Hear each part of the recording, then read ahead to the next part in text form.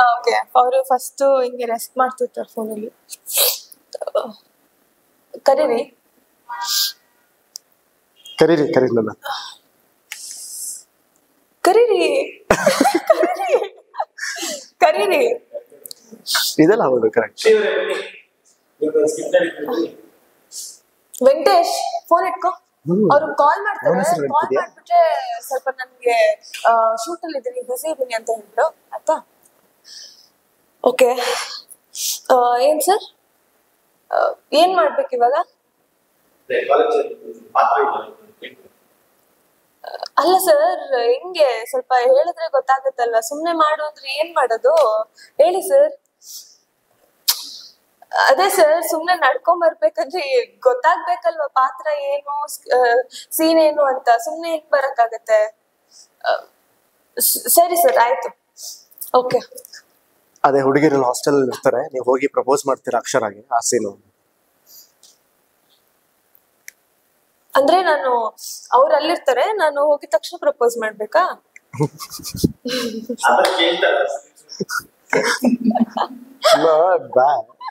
Good no. First time ಇದು ಮಾಡಿದ್ದು. ಅದೇ ನಾನು ತುಂಬಾ ಕ್ವಶನ್ಸ್ ಕೇಳ್ತೀನಿ ಎಲ್ಲ, ಪ್ರತಿಯೊಂದು ಹಂಗ್ ಮಾಡ್ಬೇಕು ಹಿಂಗ್ ಮಾಡ್ಬೇಕು, ಆ ತರ ಇರುತ್ತೆ ಈ ತರ ಇರುತ್ತೆ. ಅವರಲ್ಲಿ ನಿಂತಿರ್ತಾರೆ, ನಾನಲ್ಲಿ ನಿಂತ್ಕೋಬೇಕು, ಏನೋ ಕೇಳ್ತಿರ್ತೀನಿ ಜಾಸ್ತಿ.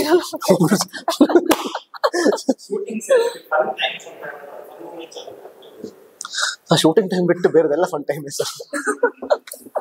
ಅಂದ್ರೆ ಸರ್, ನಾವು ಶೂಟಿಂಗ್ ಟೈಮ್ ನಾವು ಜಾಸ್ತಿ ಅಂದ್ರೆ ನಮ್ಗೆ ಟೈಮ್ ಇರ್ತಿರ್ಲಿಲ್ಲ ಸರ್. ನಮ್ಗೆ ಶೂಟಿಂಗ್ ಸೆಟ್ ಅಲ್ಲಿ ನಾವಾಯ್ತು ನಮ್ಮ ಹೇಳಿದ್ನಲ್ಲ ಅವಾಗ್ಲೇ sir, full professional shooting time ಅಲ್ಲಿ. ಇವಾಗ ನಮಗೆ ಸ್ವಲ್ಪ ಸ್ಟ್ರೆಸ್ ಕಮ್ಮಿ ಆಗಿರೋದ್ರಿಂದ promotion we are having fun. But shooting ಅಲ್ಲಿ ನಾವು ತುಂಬಾ ಪ್ರತಿಯೊಂದು ಚಿಕ್ಕ ಸೀನ್ ಇದ್ರೂ ತುಂಬಾ ಕಾನ್ಸಂಟ್ರೇಟ್ ಮಾಡಿ ವರ್ಕ್ ಮಾಡ್ತಿದ್ವಿ.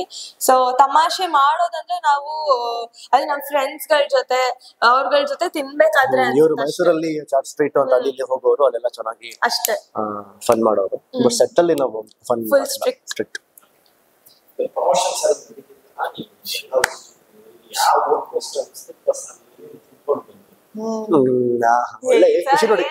ಕೇಳ್ತೀರಾ ಸರ್ ಇವರಿಗೆ? ಎಲ್ಲ ಕಡೆ ಒಳ್ಳೆ ಓಟ್ಸ್ ಫ್ರೂಟ್ಸ್ ಅನ್ಕೊಂಡು ಡಯಟ್ ಮಾಡ್ಕೋಬಾರ್ದು. ಅವ್ರಿಗೆ ಕ್ವಶನ್ ಏನಿದೆ? ಏನಿಲ್ಲ, ಅದೇ ರಾಹುಲ್ ಅವ್ರು, ನಾನು ಮನೆಯಿಂದ ಕ್ಯಾರಿ ಮಾಡ್ತೀನಿ ಎಲ್ಲ ಕಡೆ. ಗಾರ್ಲಿಕ್ ಚಿಕನ್ ಎಲ್ಲ ಬರೀ ನೋಡ್ಬೇಕಷ್ಟೇ, ಕೇಳಿಸ್ಕೋಬೇಕಷ್ಟೇ, ಯಾವ ಬರಲ್ಲ ನನ್ನ ಟೇಬಲ್ಗೆ. ನನ್ನ ಟೇಬಲ್ ಫುಡ್ ನಾನೇ ತಗೊಂಡೋಗಿರ್ತೀನಿ, ಅಲ್ಲಿ ಇಟ್ಕೊಂಡು ತಿಂತಿರ್ತೀನಿ. ಇವಾಗಲೂ ಅಷ್ಟೇ, ಮಧ್ಯಾಹ್ನ ಓಟ್ಸ್ ತಗೊಂಡೋಗಿದೆ, ಆಪಲ್ ತಗೊಂಡೋಗಿದೆ, ಮತ್ತೆ ಇವಾಗ ಇಲ್ಲಿ ತಿಂದೆ, ಫ್ರೂಟ್ಸ್ ತಿಂದೆ, ಪೊಮೊಗ್ರಾನೇಟ್ಸ್ ಎಲ್ಲ. ಆದ್ರೆ ಬಟ್ ಒಂದೊಂದ್ ಕಡೆಗೆ ದಾವಣಗೆರೆಗೆ ಹೋದಾಗೆಲ್ಲ, ಅಲ್ಲಿ ಹೋದಾಗ ದಾವಣಗೆರೆ ಬೆಣ್ಣೆ ದಿವಸ ತಿಂದೆ ಬರಕ್ಕಾಗಲ್ಲ. ಅಲ್ಲಿ ಕ್ಯಾರಿ ಮಾಡಕ್ಕೂ ಆಗಿರ್ಲಿಲ್ಲ, ನಾನು ಮನೆಯಿಂದ ಹೋದಾಗ ಅಷ್ಟು ದೂರ ಎಲ್ಲ ಕ್ಯಾರಿ ಮಾಡಕ್ಕಾಗಲ್ಲ. ಸೊ ಅಲ್ಲೆಲ್ಲ ತಿಂದೆ. ಒಂದ್ಸಲ ಇವರು ಇಲ್ಲೇ ಬೆಂಗಳೂರಲ್ಲೇ ನನಗೆ ಚೀಟ್ ಮಾಡಿಸ್ಬಿಟ್ರು. ಮನೆಯಿಂದ ತಗೊಂಡೋಗಿದ್ರು, ಮನೆ ಊಟ ತಿನ್ನಕ್ ಬಿಡ್ಲಿಲ್ಲ. ಅದೇನೋ ಫುಲ್ ಬಟರ್ ನಾನ್ ಅಲ್ಲ, ಬಟರ್ ಸ್ಟಫ್ಡ್ ನಾನ್ ಅದು ಮತ್ತೆ ಇನ್ನೊಂದು ಏನೇನೋ ಪನ್ನೀರ್, ಕಾಜು ಪನ್ನೀರ್ ಅದೆಲ್ಲ ತಿನ್ಸ್ಬಿಟ್ರು. ಆದ್ರೆ ನಾನು ಸಖತ್ ದೊಡ್ಡ ಫುಡ್ ರಾಹುಲ್ ಅವ್ರೆ. ಬಟ್ ಕಂಟ್ರೋಲ್ ಮಾಡೋ ಸಖತ್ ಕಷ್ಟ ಆಗೋದು. ನೋಡಿದ್ರೆ ತಿನ್ಬೇಕು ಅನ್ಸ್ಬಿಡುತ್ತೆ ಒಂದು. ಬಟ್ ಅದಾದ್ಮೇಲೆ ಟೇಸ್ಟ್ ಅದನ್ನ ಕಂಟ್ರೋಲ್ ಮಾಡ್ಕೋಬಹುದು. ಟೇಸ್ಟ್ ಮಾಡಕ್ಕೆ ಒಂದ್ ಪೀಸ್ ಕೊಡ್ತಾರಲ್ಲ, ಅದು ಭಾರಿ ಕಷ್ಟ ಸರ್, ತುಂಬಾ ಡೇಂಜರಸ್ ಅದು. ಯಾಕಂದ್ರೆ ಒಂದು ಟೇಸ್ಟ್ ಮಾಡ್ಬಿಟ್ಟು ಚೆನ್ನಾಗಿದ್ಬಿಟ್ರೆ ಅಷ್ಟು ಖಾಲಿ ಮಾಡ್ಬೇಕು ಅನ್ಸುತ್ತೆ. ಯಾಕೆ ಟೇಸ್ಟ್ ಮಾಡಕ್ಕೆ ಹೋಗಲ್ಲ ನಾನು. ಬಟ್ ಇವ್ರುಗಳು ಸರ್ ತಿನ್ನೋದ್ರಲ್ಲಿ ನಾನು ಕ್ಲಾರಿಫಿಕೇಶನ್ ಕೊಟ್ಬಿಡ್ತೀನಿ. ನಮ್ದು ಶೂಟಿಂಗ್ ಟೈಮ್ ಬಿಡಿ, ಶೂಟಿಂಗ್ ಬಿಡಿ, ಪ್ರಮೋಷನ್ಸ್ ಬರ್ತಾರೋ ಅಲ್ಲಿ ಇಲ್ಲಿ ಊಟ ತಿಂಡಿ ಮಾಡಕ್ಕೆ ಬರ್ತಾರೋ ಗೊತ್ತಾಯ್ತಿಲ್ಲ ಅವರು. ನಾನ್ ಹೇಳ್ಬೇಕು, ಹೋಗದೆ ಸೋಮವಾರ, ಮಂಗಳವಾರ, ಗುರುವಾರ, ಶನಿವಾರ, ಈ 4 ವಾರಗಳು ನಾನು ನಾನ್ ವೆಜ್ ಮುಟ್ಟಲ್ಲ ಆಯ್ತಾ. ಅಂತ ವಾರಗಳಲ್ಲಿ ಹೋಗಿ ಎಲ್ರು ನಾನ್ ವೆಜ್ ತಿಂತಾರೆ, ನಾನು ಒಬ್ಳೆ ಗೂಬೆ ತರ ಹಿಂಗ್ ಕೂತಿರ್ತೀನಿ ವೆಜ್ ತಿನ್ಕೊಂಡು. ಅದ್ರಲ್ಲಿ ಇವ್ರು ಅಷ್ಟೇ. ಅಲ್ಲಿ ಆಬ್ವಿಯಸ್ಲಿ ಅವಾಗ ನಾನು ಇವ್ರಿಗೆ ರೇಚಿದೆ, ಇಲ್ಲಿ ನಿಮ್ ಡಬ್ಬಿ ಓಟ್ಸ್ ಡಬ್ಬಿ ಎಲ್ಲಿ ಅಂತ. ಸೊ ಎಲ್ಲ ನಾನ್ ವೆಜ್ ಬಾರಿಸ್ತಿರ್ತಾರೆ, ನಾನು ಒಬ್ಳೆ ವೆಜ್ ಸ್ಮೆಲ್ ನೋಡ್ಕೊಂಡು ಓಕೆ ಆಯ್ತು ಅಂತ ಇರ್ಬೇಕು. ಒಂದ್ ಫಿಲಮ್ ಅಲ್ಲಿ ಅದು ಸ್ಮೆಲ್ ನೋಡ್ಕೊಂಡು ಓಡೋಣ ಎಲ್ಲ, ಕೋಳಿ ಸಿಗಿಸ್ಕೊಂಡು ಹಿಂಗೆ ವೆಜ್ ತಿಂತಿರ್ತಾರಲ್ಲ, ಆತರ ಎಲ್ಲ ಕಬಾಬ್ ಪೀಸ್ಗಳು ಎಲ್ಲದನ್ನ ನೋಡ್ಕೊಂಡು ಇವರು ವೆಜ್ ತಿಂತಾ ಇರ್ತಾರೆ. ಬಟ್ ಅದ್ ಮಾಡಿದೀವಿ ಸರ್. ಅಂದ್ರೆ ಊಟದ ವಿಷಯ ಎಲ್ಲ ಬಿಟ್ರೆ ನಾವ್ ಯಾವ್ಯಾವ ಟೈಮಲ್ಲಿ ಊಟ ಮಾಡಿದೀವಿ, ಎಲ್ಲೆಲ್ಲೋ ಹೋಗಿ ಕುತ್ಕೊಂಡು, ಇನ್ಫ್ಯಾಕ್ಟ್ ಕಾಡಲ್ಲೆಲ್ಲ ಕುತ್ಕೊಂಡು ಊಟ ಮಾಡಿದೀವಿ. ಮೊನ್ನೆ ಅಲ್ಲಿ ಎಲ್ಲೋ ಯಾವ್ದೋ ಕಾಡಲ್ಲಿ 6 ಗಂಟೆ ಮಧ್ಯಾಹ್ನದ ಊಟ ಮಾಡಿದೀವಿ. ಏನೋ ಪಾರ್ಸಲ್ ತಗೊಂಡು ಎಲ್ಲ ಎಗ್ ರೈಸ್ ಅದು ಇದನ್ನು ತಿನ್ಕೊಂಡು.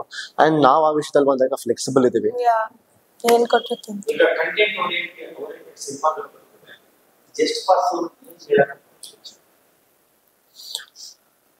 ಇದು ಕಾಂಟೆಂಟ್ ಓರಿಯೆಂಟೆಡ್ ಪ್ಲಸ್ ಒಂದು ಕಮರ್ಷಿಯಲ್ ಇರುವಂತದ್ದು ಪ್ಲಸ್ ಎಂಟರ್ಟೈನ್ಮೆಂಟ್ ಎಲ್ಲವೂ ಇರುವಂತದ್ದು. ಈಗ ಈಗ ಒಂದು ಟ್ರೆಂಡ್ ಆಗ್ಬಿಟ್ಟಿದೆ ಕಾಂಟೆಂಟ್ ಕಾಂಟೆಂಟ್ ಕಾಂಟೆಂಟ್ ಅಂತ. ಹಿಂದೆ ಅಂದ್ರೆ ಇವಾಗ ಬರ್ತಿರೋ ಕಾಂಟೆಂಟ್ ಎಲ್ಲ ಎಂತೆಂತ ದೊಡ್ಡ ದೊಡ್ಡ ಸಿನಿಮಾ ಎಲ್ಲ ಕಾಂಟೆಂಟ್ ಇಟ್ಕೊಂಡೇ ಬಂದಿರ್ತಾರೆ ಅವರು. ಆದ್ರೆ ಈ ಕಥೆನೇ ಕಾಂಟೆಂಟ್ ಅನ್ನೋದಕ್ಕೆ ಶುರು ಮಾಡ್ಬಿಟ್ಟಿದ್ದಾರೆ ಈಗ. ಸೊ ಅಫ್ಕೋರ್ಸ್ ಅಷ್ಟು ಬ್ಯೂಟಿಫುಲ್ ಕಥೆ ಇಲ್ಲದೆ ಸಿನಿಮಾ ಮಾಡೋದಕ್ಕಾಗಲ್ಲ. ಸೊ ಕತೆ ಅಷ್ಟು ಚೆನ್ನಾಗಿ ರೀಚ್ ಆಗುತ್ತೆ ಈ ಸಿನಿಮಾದಿಂದ. ಅಂಡ್ ಜಸ್ಟ್ ಪಾಸ್ ಬಂದವರು ಕೂಡ ಲೈಫಲ್ಲಿ ಏನೆಲ್ಲ ಸಾಧಿಸ್ಬೋದು. ಅಂಡ್ ಇದು ಸೊಸೈಟಿಗೆ ಯಾವ ರೀತಿ ಇಂಪ್ಯಾಕ್ಟ್ ಮಾಡುತ್ತೆ. ಅಂಡ್ ಆ 2 ಗಂಟೆಯಲ್ಲಿ ಜನ ಎಷ್ಟು ಎಂಜಾಯ್ ಮಾಡ್ತಾರೆ. ಸುಮ್ಮನೆ ಕತ್ಲೆಕೊಂಡಲ್ಲಿ ಬಂದು ಕೂರಿಸ್ಬಿಟ್ಟು ನಮ್ಗೆ ತುಂಬಾ ಬೋರ್ ಮಾಡಕ್ ಆಗಲ್ಲ. ಅವ್ರನ್ನ ನಮ್ ಜವಾಬ್ದಾರಿ ಅದು. ಅವ್ರನ್ನ ನಗ್ಸಿ ಖುಷಿ ಪಡಿಸಿ ಏನೇನ್ ಎಮೋಷನ್ಸ್ ಎಲ್ಲ ರೀಚ್ ಮಾಡಿಸ್ಬೇಕು. ಎಲ್ಲದನ್ನು ಅವ್ರಿಗೆ ಸರ್ವ್ ಮಾಡಿ ಕಳಿಸ್ಬೇಕು, ಖುಷಿಯಿಂದ ಕಳಿಸ್ಕೊಡ್ಬೇಕು. ಆ ವಿಷಯದ ಬಗ್ಗೆ ಡಿಸ್ಕಷನ್ ನಡಿಬೇಕು. ಮನೆಗೆ ಹೋಗ್ಲಿ ಇಲ್ಲ ಫ್ರೆಂಡ್ಸ್ ಜೊತೆ ಫೋನಲ್ಲಿ ಮಾತಾಡ್ಬೇಕಾದ್ರೆ ಈ ಸೀನ್ ಬಗ್ಗೆ ಸಿನಿಮಾ ಬಗ್ಗೆ ಒಂದು ಟಾಪಿಕ್ ಆಫ್ ಡಿಸ್ಕಷನ್ ಆಗಿರ್ಬೇಕು. ಸೊ ಇವ್ರ ಮನಸ್ಸಲ್ಲಿ ಬಹಳಷ್ಟು ದಿನ ಉಳ್ಕೋಬೇಕು ಅನ್ನೋದು ನಮ್ಮೆಲ್ಲರ ಆಶಯ. ಅದಾಗತ್ತೆ ಸಿನಿಮಾ ಮುಖಾಂತರ. ಅಂಡ್ ಓವರ್ ಆಲ್ ಚೆನ್ನಾಗಿ ಬಂದಿದೆ. ಬಿಕಾಸ್ ನಾವು ಸಿನಿಮಾ ನೋಡಿದೀನಿ. As an audience worth watching. ನೀಟಾಗಿ ಬಂದಿದೆ, ನೋಡಿ ನೀವು. ಸೊ ಕಾಂಟೆಂಟ್ ಸಿನಿಮಾ ಅನ್ನೋದು ಮುಂಚೆ ಅಲ್ಲ ಸರ್, ಹೆಂಗಿತ್ತು ಅಂದ್ರೆ ಬಿಗ್ ಸ್ಟಾರ್ಸ್ ಮಾಡಿದ್ರೇನೆ ನೋಡ್ಬೇಕು ಹಂಗಿತ್ತು. But trust me, lockdown ಇಂದ ಈ ಒಂದು ಮೈಂಡ್ ಸೆಟ್ ಎಲ್ರದ್ದು ಚೇಂಜ್ ಆಯ್ತು. ದಟ್ ಇಲ್ಲ, ಹೊಸ ಸಿನಿಮಾ ಬಂದ್ರು ಸಕ್ಕತ್ತಾಗಿರತ್ತೆ. For example Dia and Love Mocktail ಅದೆಲ್ಲ ಇಟ್ಟಾಗಿದೆ ಆ ಒಂದು ಟೈಮ್ ಅಲ್ಲಿ. ಸೊ ಒಳ್ಳೆ ಕಥೆಯಿಂದಾನು ಸಿನಿಮಾ ಗೆಲ್ಲುತ್ತೆ ಅನ್ನೋದನ್ನ ತೋರ್ಸ್ಕೊಟ್ಟಿದ್ದಾರೆ. ಸೊ ಅದೇ ರೀತಿ ನಾವು ಒಂದು ಪ್ರಯತ್ನದಲ್ಲಿ ಬಂದಿದೀವಿ, ಒಂದು ಒಳ್ಳೆ ಕಾಂಟೆಂಟ್ ನ ಇಟ್ಕೊಂಡು. ಜಸ್ಟ್ ಪಾಸ್ ಬಂದು ಡಿಸ್ಟಿಂಕ್ಷನ್ ಅವ್ರಿಗೆ ಇವ್ರಿಗೆ ಎಲ್ಲರಿಗೂ ಒಂದು ವ್ಯಾಲ್ಯೂ ತೋರ್ಸಿದೀವಿ ನಾವು ಮೂವಿಲಿ. ಓಕೆ, ಒಬ್ರು ಆಫೀಸರ್ ಇರ್ತಾರೆ, ಅವ್ರು ಇಷ್ಟು ಮಾರ್ಕ್ಸ್ ಅದು ಇದು ಅಂತ. ಬಟ್ 35 ಮಾರ್ಕ್ಸ್ ತಗೊಂಡಿದ್ದವ್ರಿಗೆ ಲೈಫ್ ಅಲ್ಲಿ ತುಂಬಾ ಡಿಮೋಟಿವೇಟ್ ಮಾಡಿ ನೋಡ್ತಾರೆ. ಸೊ ಅಂತವ್ರು ಲೈಫ್ ಅಲ್ಲಿ ತುಂಬಾ ಅಚೀವ್ ಮಾಡ್ಬೋದು ಅನ್ನೋದು ಒಂದ್ ಕಡೆ ತೋರ್ಸಿದ್ರೆ, ಇನ್ನೊಂದ್ ಕಡೆ ಫನ್ ಇದೆ. ಸೊ ನೀವು ಕಾಲೇಜ್ ಮುಗಿಸಿ ಇವಾಗ ಏನೋ ವರ್ಕ್ ಮಾಡ್ತಿರ್ತೀರಾ ಅನ್ಕೊಳ್ಳಿ, ಅಂತವ್ರು ಹೋಗ್ಬಿಟ್ಟು ನೋಡಿದ್ರೆ ಈ ತರ ಎಲ್ಲ ನಾವು ಕಾಲೇಜಲ್ಲಿ ಮಾಡಿದ್ವಲ್ಲ, ಈ ತರ HOD ನಾವು ರ್ಯಾಗ್ ಮಾಡಿದ್ವಲ್ಲ ಅಂತ ಅವ್ರ ಮೆಮೊರೀಸ್ ನ ರೀಕಲೆಕ್ಟ್ ಮಾಡ್ಕೋಬಹುದು. ಅಂಡ್ ಇನ್ ಕೇಸ್ ಲವರ್ಸ್ ಹತ್ರ ಯಾರಾದ್ರೂ ಪ್ರಪೋಸ್ ಮಾಡಕ್ ಹೋಗಿ ಓಡಿಸ್ಕೊಂಡಿದ್ರೆ ಆತರ ಇದ್ರೆ ಅದು ತುಂಬಾ ಟಚ್ ಆಗುತ್ತೆ ನಮ್ ಸಿನಿಮಾದಲ್ಲಿ. ಅಂಡ್ ಮದರ್ ಸೆಂಟಿಮೆಂಟ್ ಇದೆ. ಅಂಡ್ ಇವಾಗಿನ ಕಾಲದ್ದು ಜನರೇಷನ್ ಅಲ್ಲಿ ಬೇಸಿಕಲಿ ಇವಾಗ ಹೆಂಗೆ ಅಂದ್ರೆ ಗ್ರ್ಯಾಂಡ್ ಪೇರೆಂಟ್ಸ್ ಜೊತೆ ಅಷ್ಟು ಟಚ್ ಇಲ್ಲ, ಅವರಿಗೆ ಅಷ್ಟು ಆ ಫೀಲಿಂಗ್ಸ್ ಬಗ್ಗೆ ಅಟ್ಯಾಚ್ಮೆಂಟ್ ಇಲ್ಲ. ಬಟ್ ನಮ್ ಸಿನಿಮಾದಲ್ಲಿ ಜಾಸ್ತಿ ಅಪ್ಪ ಅಮ್ಮನ್ಗಿಂತ ಜಾಸ್ತಿ ನಾನು ಅಜ್ಜಿ ತಾತ ಜೊತೆನೆ ಇರ್ತೀನಿ, ಅವ್ರ ಜೊತೆನೆ ಪ್ರೀತಿ ಜಾಸ್ತಿ. ಸೊ ಅವ್ರ ಪ್ರೀತಿ ಎಷ್ಟು ಮುಖ್ಯವಾಗತ್ತೆ ನಮ್ಮಂತ ಯಂಗ್ಸ್ಟರ್ಸ್ ಲೈಫ್ ಅಲ್ಲಿ ಅನ್ನೋದನ್ನ ಕೂಡ ತೋರ್ಸ್ಕೊಟ್ಟಿದೀವಿ. ಅಂಡ್ ಸಣ್ಣದಾಗಿ ಒಂದು ಟ್ವಿಸ್ಟ್ ಕೂಡ ಇದೆ ಸಿನಿಮಾದಲ್ಲಿ. ಸೊ ಅದನ್ನ ನೋಡೋದಕ್ಕೆ Feb 9th ನಮ್ಮ ಸಿನಿಮಾ ಜಸ್ಟ್ ಪಾಸ್ ನ ನೀವು ಚಿತ್ರಮಂದಿರಕ್ಕೆ ಹೋಗಿ ನೋಡಿ ಅಂತ ಕೇಳ್ಕೊಂತೀವಿ.